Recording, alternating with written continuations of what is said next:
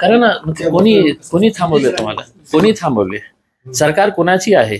इम्तियाज जलीलचं सरकार नाही आहे ना, तुमची सरकार आहे. तुमच्या इतकं महत्व नाही आहे का की तुम्हाला कोणी ऐकत नाही? जसं आम्ही तुम्हाला बावळटमध्ये गिनतो तर तुमचा पक्षही तुम्हाला अशाच बावळटमध्ये गिनती करतं का?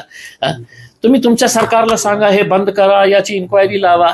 मीडिया समोर जाऊन त्या माणसाला एक आजार झालेला आहे, त्याला एक बिमारी बोलते नाही का, वो बिमारी होगी. त्याला असं बूम्स दिसलं की काहीतरी बडबड करायचं, काहीतरी असं बोलायचं की ज्याच्यामध्ये सर पैर कुछ रहता नहीं है उसके अंदर. फक्त त्याला काहीतरी बोलायचं. मुख्यमंत्री तुमचे, केंद्रामध्ये तुमची सरकार, तुमचे वडील जे आहे मंत्री होते, तुमच्या इतकी ताकद नाही आहे का की देवेंद्र फडणवीस साहेब सोबत का तुम्हाला तेही असंच ट्रीट करतं जसं आम्ही करतं की नाही चिल्लर आहे चला हाऊ दे. वारंवार नितीश राणेकडून अशी वक्तव्य केली जातात, मात्र अजूनही केंद्र सरकार असेल राज्य सरकार असेल कारवाई का करत नसेल? काय हे की काही